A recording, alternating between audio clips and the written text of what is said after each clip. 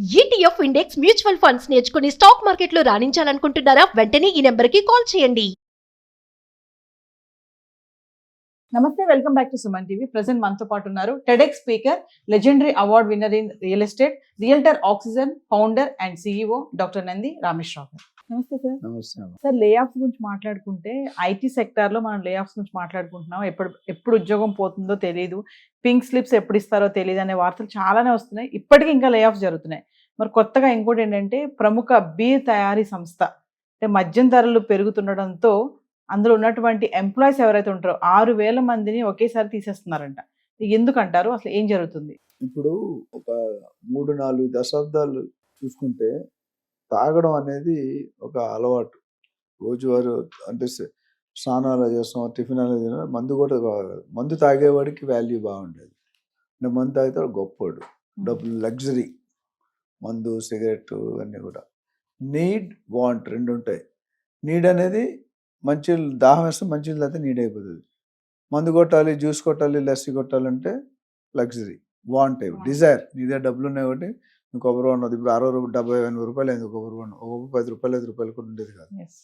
ఇక్కడ మీరు అడిగిన కంటెక్స్ట్ చూసుకుంటే ఆ కంపెనీ పేరు హైనెకెన్ అనేది దాదాపు చాలా సంవత్సరాలు బట్టి అమెరికాలో ప్రొడక్షన్ అవన్నీ ఉన్నాయి. అట్లా ఎంటైర్ కంట్రీస్ అన్నింటి కూడా 87,000 మంది ఎంప్లాయీస్ రఫ్గా ఆల్రెడీ పనిచేస్తున్నారు.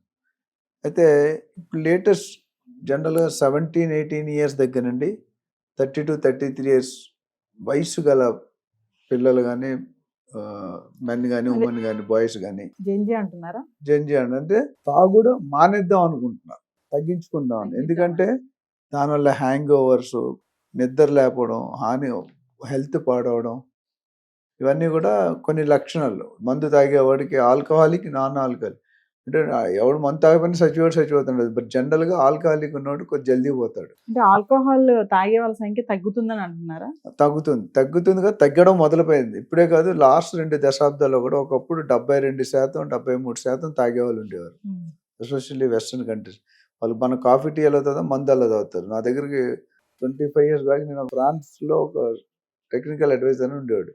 ఆయన నేను పిఆర్, పబ్లిక్ రిలేషన్, మార్కెటింగ్ నేను చూసుకున్నాను. ఆయన పొద్దున్న మా ఆఫీస్ కూర్చుంటే షార్ట్స్ వేసి 2 బాటిల్స్ పెట్టుకొని వస్తాడు తాగడానికి. తాగుతూ పని చేస్తాడు, కానీ మనకంటే బాగా చేస్తాడు. రూమ్లో, ఫ్యాక్టరీలో కూర్చొని ఒక్కొక్క రోజు ఒక డిపార్ట్మెంట్ తోలు ఇచ్చేవాడు, అంత సబ్జెక్ట్.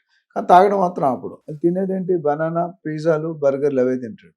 అది ఎందుకు చేద్దాం, ఇప్పుడున్న జనరేషన్లో రోగాలు అనేది బాగా ఎక్కువ అవుతున్నాయి. అది ఇండియా కానీ అవతల మిగతా దేశాల్లో చూసుకుంటే ఫుడ్ కల్చర్ అనేది బాగా ఎఫెక్ట్ అయింది. పిజ్జా, బర్గర్, ఇవన్నీ. కూల్ డ్రింక్స్ కూడా హానికరం. కూల్ డ్రింక్స్లో కూడా ఇప్పుడు డయాబెటిక్స్, ఒక కూల్ డ్రింక్ తాగితే 10 టీలు తాగినట్టు, ఒక కప్పు కూల్ డ్రింక్. అట్లా ఈ పిల్లలు ఎవరైతే ఉన్నారో కల్చర్, యాటిట్యూడ్లో మార్పు వచ్చింది. మనం తాగడం మొత్తం మానేసేవాళ్ళు కొంతమంది ఉంటే ఇన్స్టాల్మెంట్ తగ్గించుకుని, అంటే వారంలో 4 సార్లు అయితే 2 సార్లు తాగి 2 సార్లు. అండ్ పార్టీలు పెట్టి, బర్త్డే వచ్చిందంటే పార్టీ పెట్టుకుంటాం, మ్యారేజ్ డే వస్తే పార్టీ పెట్టుకుంటాం, ఏమైనా మంచి మన జాబ్ వస్తే పార్టీ పెట్టుకుంటాం. ఈ పార్టీలు ఏం చేస్తారంటే నాన్ ఆల్కహాలిక్ వైపు డైవర్ట్ అవుతున్నారు. ఎందుకంటే దానివల్ల ఖర్చు. దీనికి కారణం ఏంటంటే ఉద్యోగాలు పోవడం, అంటే రేటు పెరగడంతో, వినియోగం తగ్గిపోవడంతోనే రేటు పెరగడం అనేది ఒక ఆస్పెక్ట్ పెట్టుకుంటే, యాటిట్యూడ్ అంటే తాగడం వల్ల హానికరం అని చెప్పి అవేర్నెస్ బాగా పెరిగింది. సో ఇంకోటి, ఆదాయం పడిపోయినప్పుడు కూడా మనం తాగడం ఆపేది. కొన్ని అప్పు చూడండి, ఎవరైనా మిగతా ఏ విషయంలో దెబ్బలాడుకుంటారు, కానీ మందు ఇవ్వడంలో ఫ్రీగా ఇస్తారు, డబ్బులు అడగరు మందు ఇచ్చేటప్పుడు.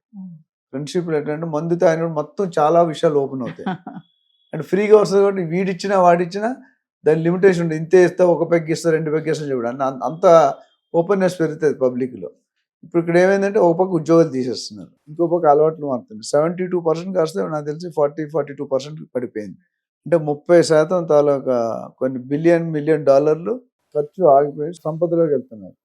సో ఒక యాటిట్యూడ్ తగ్గుతుంది, ఒక రేట్లు పెరుగుతున్నాయి, ఒక ఉద్యోగాలు పోతున్నాయి. అందుకని ప్రొడక్షన్, ఇప్పుడు ఈ కంపెనీ మీరు ఏదైతే చెప్పారు, హైనెకెన్ కంపెనీ ఏదో చెప్పారు, దాదాపు 6,500 మందిని ఉద్యోగాలు పలుకుతున్నారు. అంటే ఫ్యూచర్లో ఇంకా డిమాండ్ తగ్గితే ఇంకా తీసే అవకాశాలు పుష్కలంగా కనిపిస్తున్నాయి.